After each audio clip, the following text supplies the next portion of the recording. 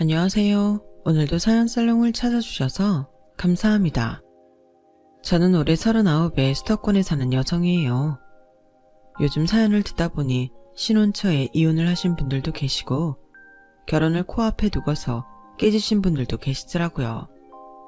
저 역시 비슷한 경험이 있어서 엄청 공감하면서 들었는데요. 그러다 보니 제 이야기도 들려드리고 싶어서 이렇게 용기를 내어 사연을 보내게 되었네요. 저는 2년 전 결혼 약속을 하고 처음 남친 집에 인사를 하러 갔을 때 이 결혼 못하겠구나 하고 파혼을 결심했어요. 이런 경우가 흔하지 않을지도 모르겠지만 저는 그놈의 집안 본 모습을 볼 수 있었던 게 지금도 아주 행운이라고 생각하고 있어요. 이미 우리 사회는 아들, 딸 구별 없다고들 머리로는 생각하지만 여전히 며느리를 무슨 집안 일꾼 하나 들이는 걸로 아는 너무 구시대적인 사람들도 있긴 하더라고요. 자기 아들이나 자기네 처지가 어떤지는 상관없는 것 같아요. 2년 반 정도 사귄 남친이었는데 정말 연애와 결혼은 너무 다르다는 걸 뼈저리게 깨달았죠.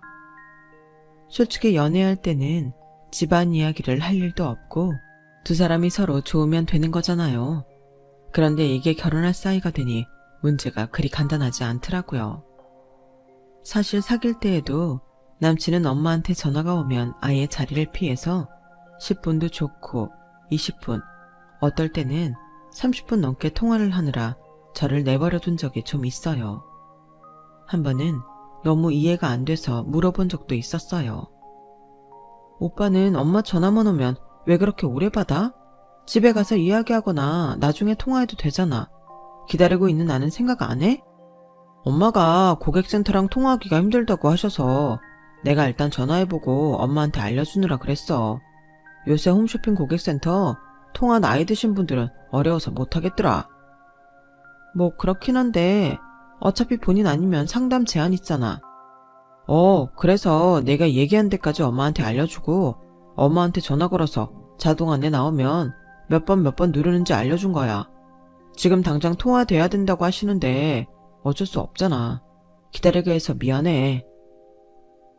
뭐 요즘 어디든 전화하면 자동 음성 나오고 버튼 누르고 넘어가는 것도 몇 차례씩 있고 또 한참 기다려야 하고 그런 거 저도 모르는 거 아니니 이해하고 넘어갔어요.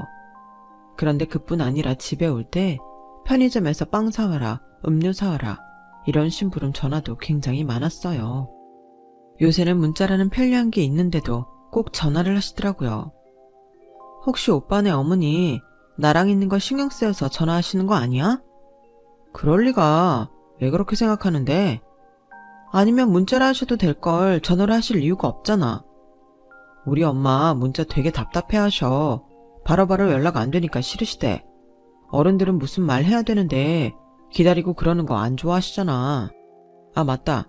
희주 너는 부모님 안 계셔서 모를 수도 있겠다. 그러네. 나는 엄마 아빠가 일찍 돌아가셔서 나이 드신 걸 못 봐서 몰랐나 보다. 저는 중학생 때 부모님이 갑작스러운 교통사고로 돌아가셨어요. 언니가 저보다 7살이 많았는데 그때 대학생이던 언니가 학교에 다니며 알바하고 저 돌보느라 고생을 많이 했죠. 남친은 그런 저희 집 사정을 다 알고 있었고 어쩌다 보니 저렇게 말이 나온 것 같았어요. 사실 내가 부모님이 없어서 어른들 사정 모른다고 하는 말이 썩 듣기 좋은 건 아니었지만 사실이 그러니 남친이 무신경한 것 같았지만 그러려니 넘어갔어요. 평소에는 그렇게까지 제 입장 생각 안 해준다고 느낀 적이 별로 없었거든요. 어쩌다 보니 그런 말이 나왔나 보다 했죠.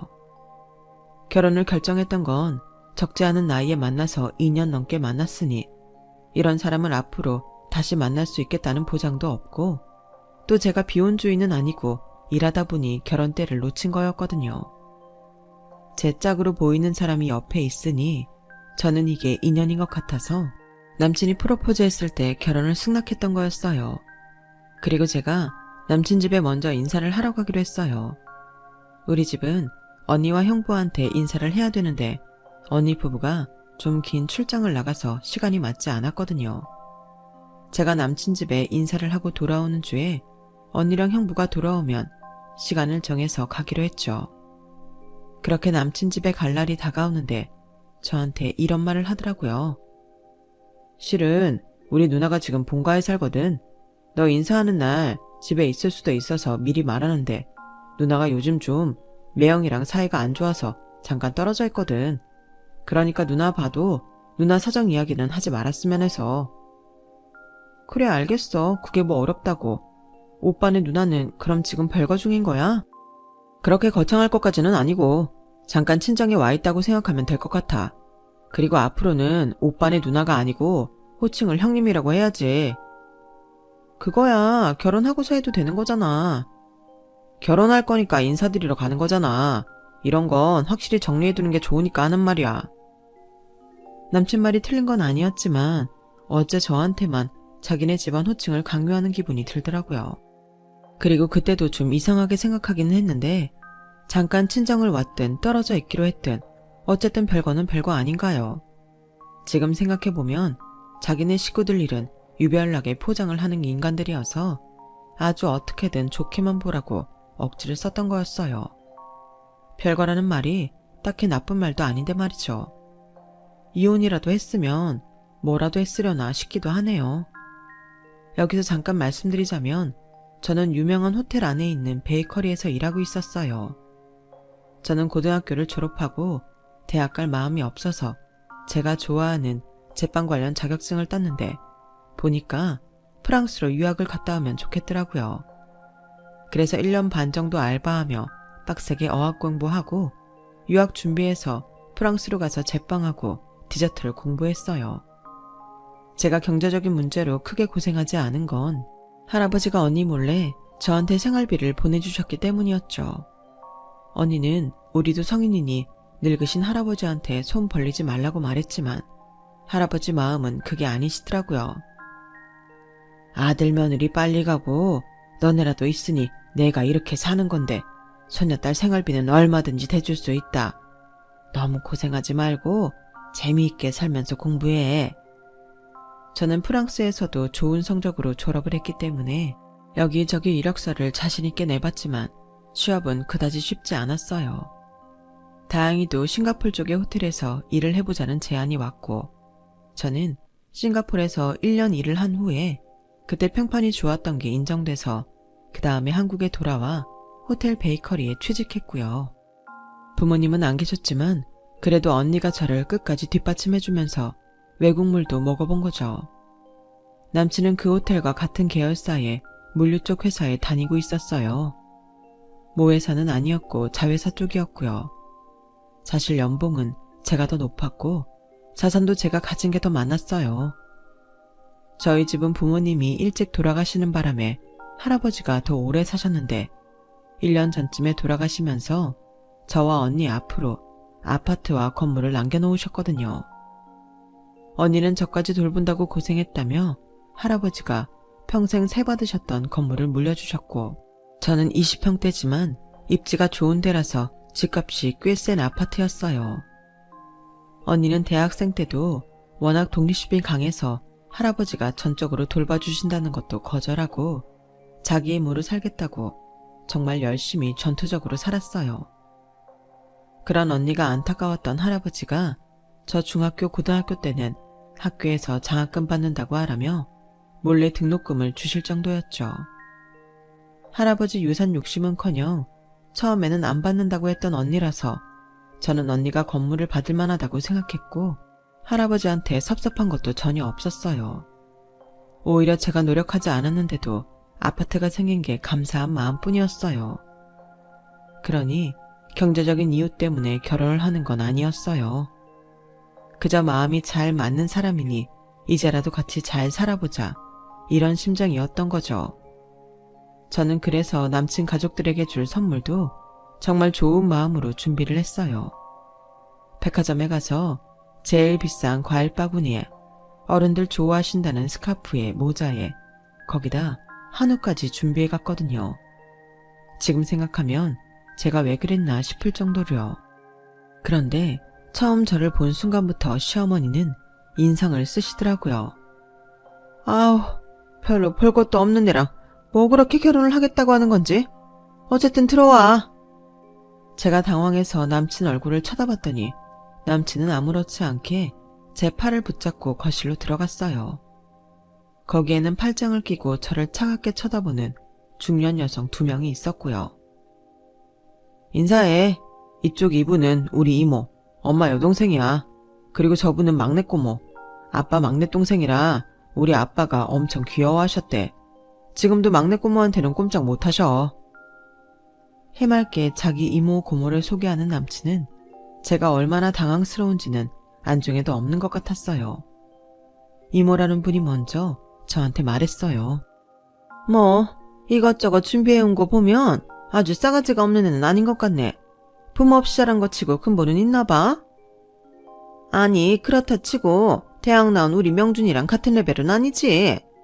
라며 옆에 고모가 말했어요. 외국 유학? 그거 한국에서 대학 못 가니까 간 거 아니야. 그것도 대학도 아니고 빵 만드는 학교라며. 그럼 그게 학교야? 그냥 학원이지. 고모, 내가 말했잖아. 외국은 우리랑 체계가 다르다니까. 모든 걸 우리나라에 맞춰서 생각하면 안 돼. 아무리 그래도 4년제 나온 애랑 빵 기술자랑 같니? 고모의 목소리는 날이 서서 아주 표독스러웠어요. 저는 그 자리에 있는 게 너무 불편하기도 했고 남친 어머니 혼자서 부엌에서 과일 자르고 차 준비를 하기에 얼른 옆으로 가서 도와드렸어요. 과일은 제가 마저 깎을게요. 저 손 씻고 올게요. 라며 과일 깎아서 플레이팅하고 차도 적당히 찻잔 데웠다가 따라서 내갔더니 남친 어머니는 그런 저를 유심히 보더라고요. 직업이 그래서 그런가? 이거 하나는 익숙하게 잘하는구나.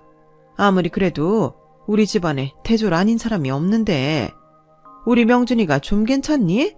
솔직히 쟤 눈 높아서 아직까지 장가 안 간 건지 못 간 거 아니거든. 근데 명준이가 나이를 먹어서 그런가? 눈이 자꾸 낮아지는 것 같아. 아가씨를 신부감이라고 데려왔잖아. 그 말도 기가 막힌데 그 이모하고 고모라는 사람들이 하는 말은 더 가관이었어요. 센스는 나쁘지 않은 것 같은데 이 정도면 우리 명준이 고생은 안 시키겠어. 라는 이모 말에 고모는 발끈하며 아우 고졸이잖아요 고졸. 그거 그렇게 쉽게 생각하면 안 돼요. 머릿속에 든 지식이 차이가 나는데 사는 게 쉽겠어요? 밥 해주고 이런 것만 잘한다고 같이 살 수 있는 거 아니에요? 이런 말이 오가는 와중에 저는 소파에 앉지도 못하고 바닥에 무릎을 꿇고 있게 됐어요. 과일하고 차를 테이블에 놓느라 그런 건데 남친은 떡하니 자기 고모 옆에 가서 앉더라고요. 정말 아무렇지도 않은 표정으로요. 남친 어머니도 이모 옆에 와서 앉아서 팔짱을 끼고 저한테 이러더라고요. 내가 명준이 고집 못 꺾어서 보자고는 했는데 아가씨가 마음에 드는 건 아니야. 결혼이 두 사람만의 일은 아니잖아. 어쨌든 집안이 결부되는 건데 우리가 어디서 뭐하다 왔는지도 모르는 여자를 며느리랍시고 드릴 수는 없는 일 아니겠어? 아가씨도 너무 섭섭하게 생각할 거 없어. 만약에 아가씨 부모님이 살아계셨어도 우리랑 똑같은 심정이었을 거야. 라는데 마침 고모 핸드폰으로 전화벨이 울리더라고요. 남친의 아버지라고 했어요. 오빠, 안 와도 되겠어. 글쎄 뭐 사돈 언니는 좋다는 것 같은데 올케는 마음을 못 정한 것 같고 나는 영 깨름직해.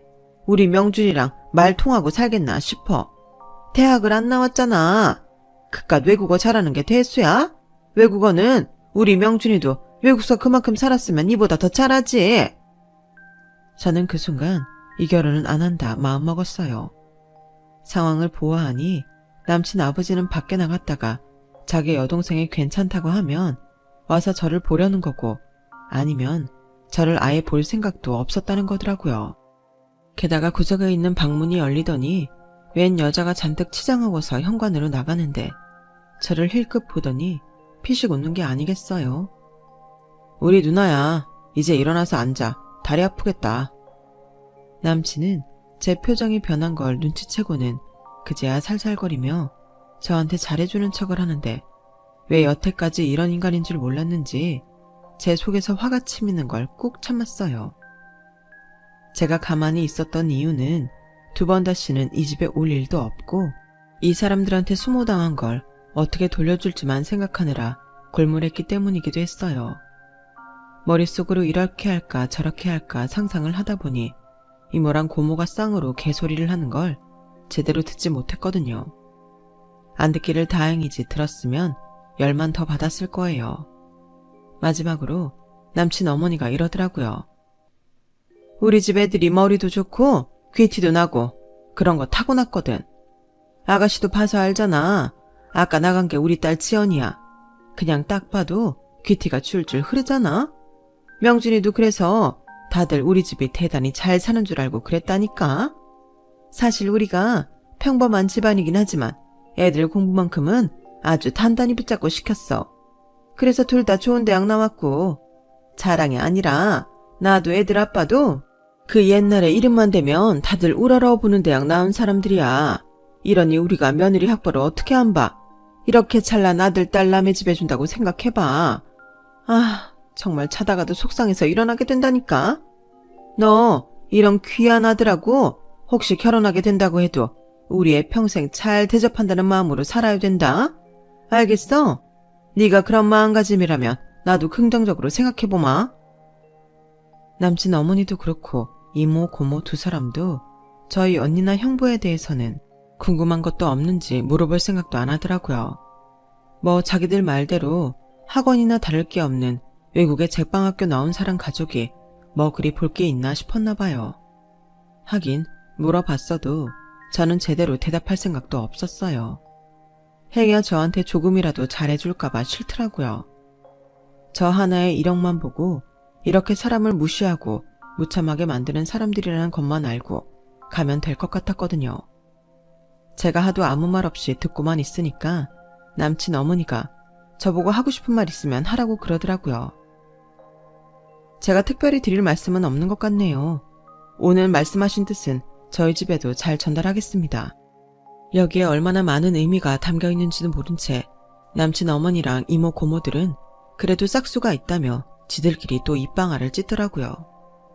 그렇게 집을 나오는데 남친이 데려다 준다면서 저를 차에 태워주더라고요.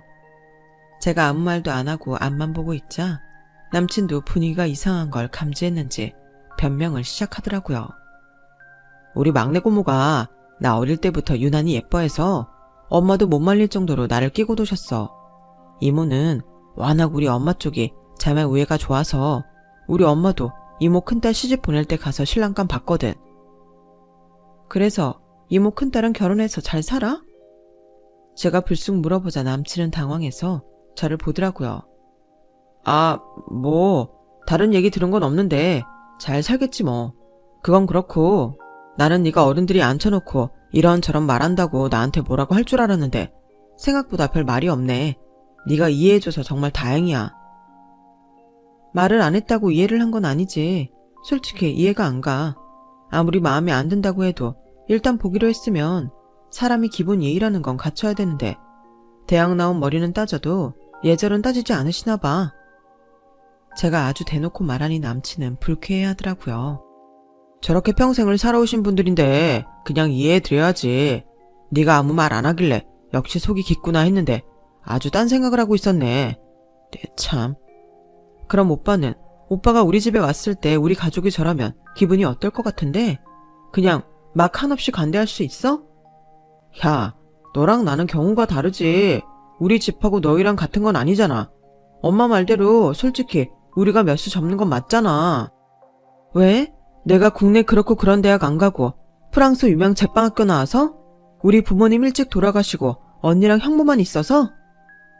사실 어떤 부모가 자기네 며느리 대학 안 나오고 부모도 없다고 하면 순순히 받아주시겠냐? 너 그런 건 감안해야 되는 거야. 아, 그래서 내가 무릎 꿇고 바닥에 앉아있는데도 그렇게 혼자 턱하니 소파에 앉아서 날 내려다봤구나. 알겠어.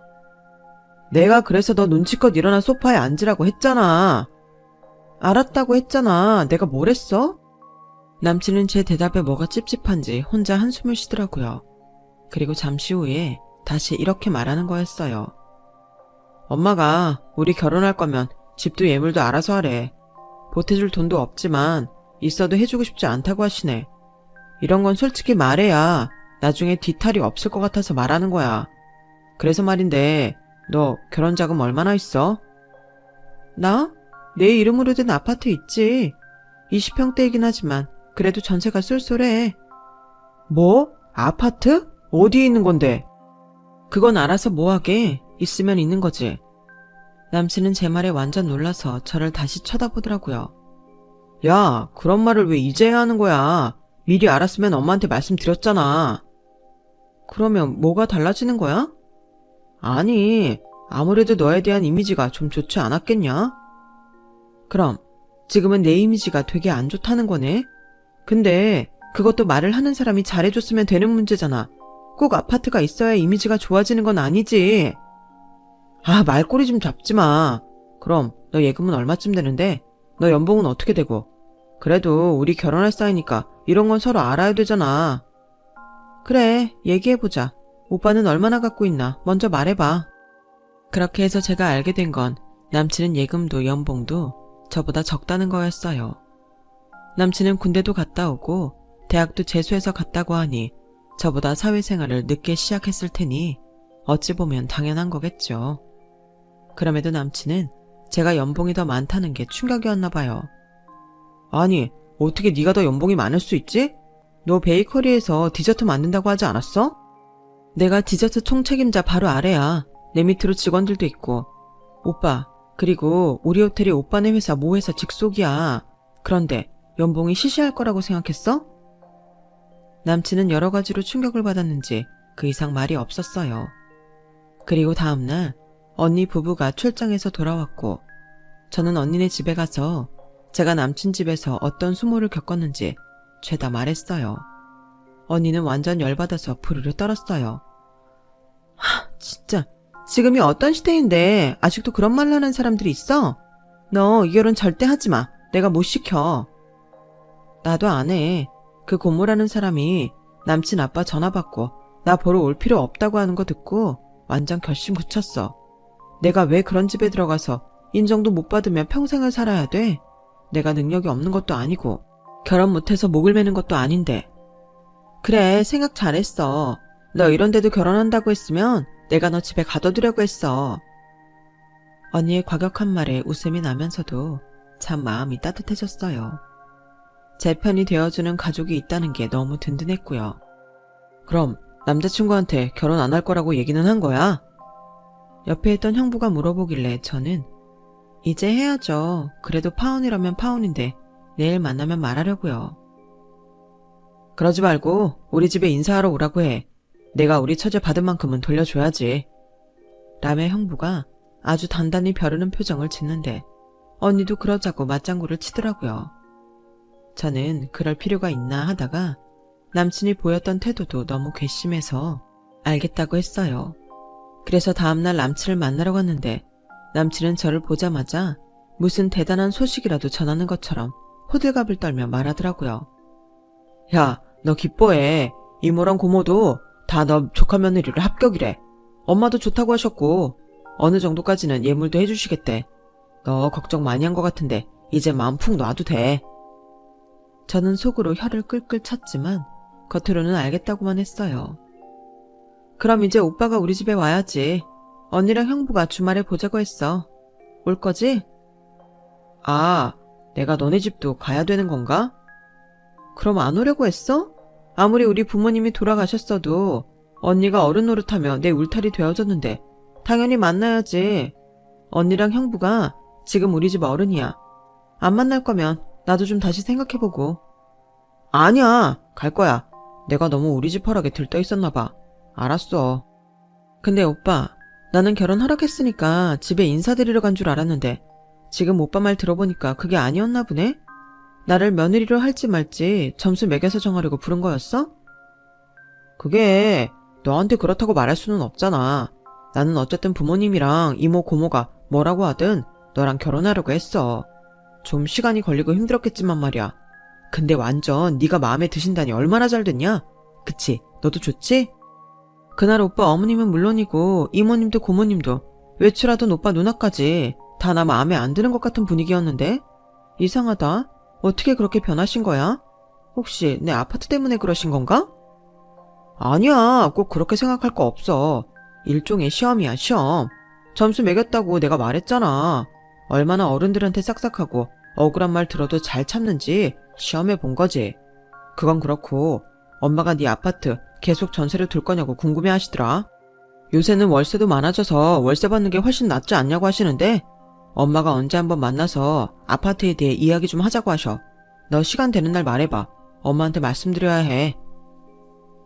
일단 오빠가 우리 언니랑 형부를 먼저 보는 게 순서인 것 같은데 그건 내가 차차 생각해 볼게. 제가 좀 냉정하게 말하자 남친은 제 눈치를 보며 알겠다고 했어요. 그리고 우리 집에 오는 날 남친은 나름 준비를 한다고 과일 바구니하고 와인을 사왔더라고요. 거실에는 언니와 형부가 앉아 있었고 제가 현관문을 열어줬어요. 남친은 언니네 아파트가 생각보다 너무 좋다며 저한테 귓속말로 살짝 이러더라고요. 형부가 돈이 많은가 봐. 와, 여기 TV에서나 보던 그런 아파트잖아. 언니가 다가와서 남친 손에서 과일하고 와인을 받아들고 들어갔어요. 뭘 거기 서서 이야기해. 얼른 들어와. 남친은 언니 말에 당황해서 얼른 거실로 들어오더라고요. 그리고 인사를 90도로 한 다음에 자리에 앉으려고 하자 이번에는 형부가 말했어요. 앉지 말고 부엌에 가서 명준 씨가 사온 과일하고 와인 좀 내와요. 네? 제가요? 할 줄 모르나? 요즘은 남자들도 다 집안일 잘 하는데 명준 씨는 되게 당황하네. 아닙니다. 네, 제가 준비해 올게요. 남친은 놀라서 얼른 부엌으로 들어가더니 저한테 계속 자기를 도와달라고 눈치를 주더라고요. 저는 아무것도 모르는 척 언니 옆에 앉아서 멀뚱히 쳐다만 봤어요. 남친은 어쩔 수 없이 과일과 와인을 자기 손으로 전부 준비해서 저희 앞에 내왔어요. 그러자 바로 형부가 이렇게 말했어요. 처제가 명준 씨네 가서 며느리 테스트를 받았다고 하더라고요. 아, 그건 제가 그냥 한 말이고요. 어른들이니까 좀 이해해달라는 취지로 설명하기 쉽게 표현한 거였어요. 아니 뭐 당연히 결혼하라는 줄 알고 간 건데 그 자리에서도 대학을 안 나와서 수준이 되겠냐. 집안일 잘하는 것만 갖고는 모자라다. 그랬다가 우리 처제 아파트 있다는 말에 허락했다는 것 같은데? 남친은 얼굴이 벌개져서 저를 보더라고요. 그렇게 말을 했어? 그냥 나는 오빠가 말한 그대로만 전달했어. 아무 말도 보탠 거 없는데? 왜? 남친은 고개를 숙이고 아무 말도 못하더군요. 그러자 언니가 말했어요. 우리 희주 어릴 때 부모님 갑자기 돌아가셔서 안 그래도 상처 많은데 시댁 어른들 사람들이 상처를 보듬어주진 못할 망정 소금을 뿌리는 게 말이 되나? 아무리 시자는 그런 거라고 해도 사람이 선이라는 게 있지. 그것뿐 아니라 명준 씨 우리한테 인사하라고 하니까 나도 인사를 가야 되나? 그랬다며? 우리는 어른이 아니라는 건가? 아니면 부모가 없으니까 그런 절차는 무시하고 명준 씨 집만 지킬 거 다 지키겠다는 건가? 아니요. 절대 그런 뜻은 아니었고요. 그러니까 저는 희준만 우리 집에서 괜찮다고 하면 바로 상견례해도 되는 줄 알고 죄송하게 됐습니다. 됐고 우리도 희주가 당한 건 돌려줘야겠어서 불렀지 다른 뜻은 없어. 나는 이 결혼 반대야. 너 절대 우리 집에 못 들인다고. 알았어? 그 말에 놀란 남친이 저를 뚫어져라 보더라고요. 저는 정말 뭐 어쩌라고 이런 표정으로 남친을 쳐다봤어요. 그렇다는데 나도 어쩔 수가 없네. 내가 오빠랑 결혼하겠다고 하면 가만 안 둔대. 그리고 나도 오빠네 집 가서 오빠네 아버지가 나 보기 싫다고 밖에 나가 있는 거 안 순간 완전 마음 접었어. 내가 대학 안 간 거? 나는 빵 만드는 게 더 좋으니까 외국에서 공부하는 게 더 좋다니까 그랬을 뿐이야. 내가 그 잘난 한국에 있는 대학 안 나왔는데 어떻게 호텔 베이커리에서 파티시에로 일하겠어? 내가 잘하기 때문이야. 오빠랑 오빠 식구들은 우습게 보이겠지만 남들은 나 그렇게 안 봐. 나는 나를 대학하고 부모님 돌아가신 걸로 이렇게까지 무시하는 사람들하고는 엮일 생각이 없어. 그걸 당연하게 생각하는 오빠랑도 다시는 안 볼 거니까 그렇게 알아. 야, 너 이러려고 나 부른 거야? 어?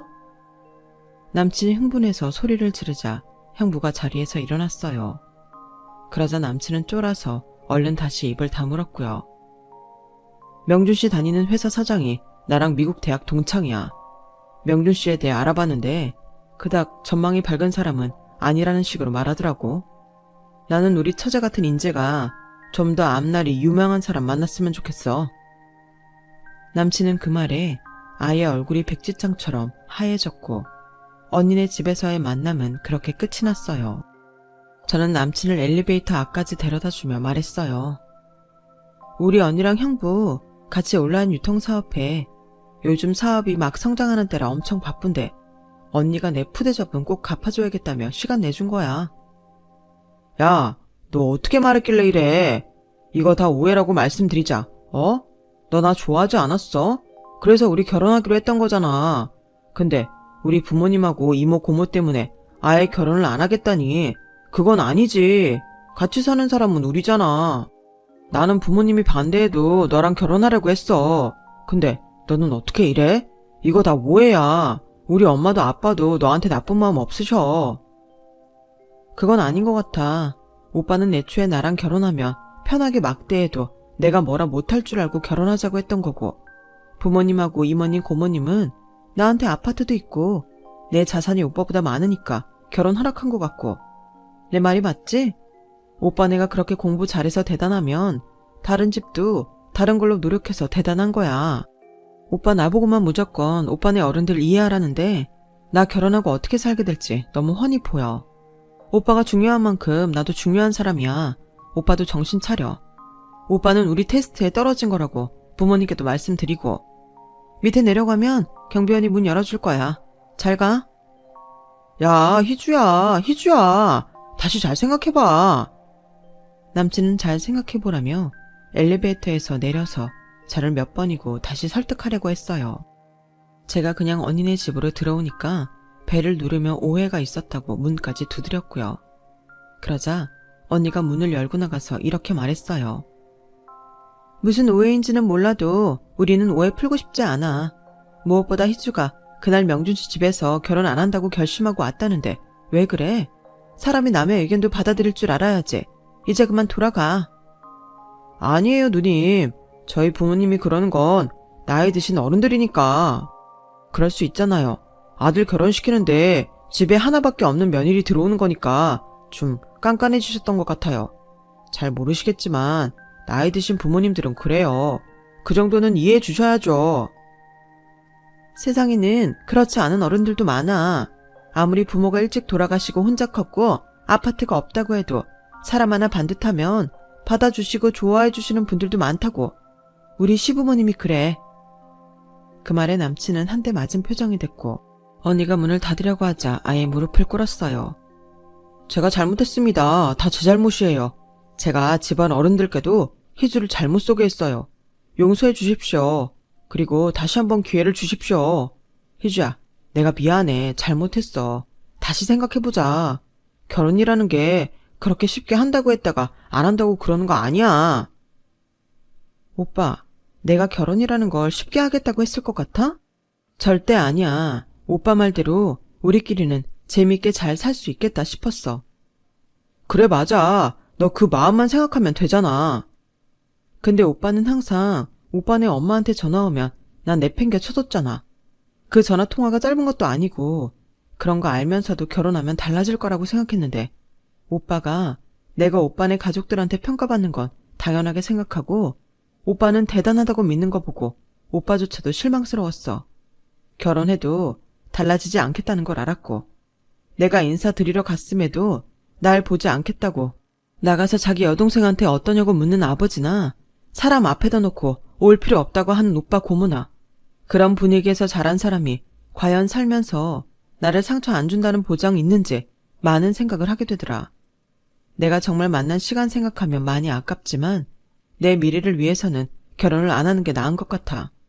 내가 이런 결혼을 왜 해야 돼? 차라리 혼자 살았으면 살았지 나는 안 해. 제가 이렇게 단호하게 말하자 남친은 그제야 포기하고 돌아갔어요. 저의 결혼식 해프닝은 이렇게 끝이 났고 남친은 그 후로도 몇 번 저한테 다시 연락했지만 제가 아예 차단해버렸더니 찾아오는 일도 없더라고요. 그 이후로 저는 여전히 혼자서 지내고 있어요. 올해 들어 남친을 사귀기는 했는데 결혼까지 할지는 잘 모르겠어요. 결혼한다고 하면 또다시 돌변하는 건 아닌지 이 사람도 전 남친하고 똑같은 건 아닌지 별 생각을 다 하게 되네요. 그럼 지금까지 제 이야기 들어주신 분들 모두 행복하시고 좋은 시간 보내세요. 여러분, 사연 댓글에 응원과 현명한 조언 부탁드려요. 좋아요와 구독은 저에게 큰 힘이 됩니다. 오늘도 좋은 일 가득하세요.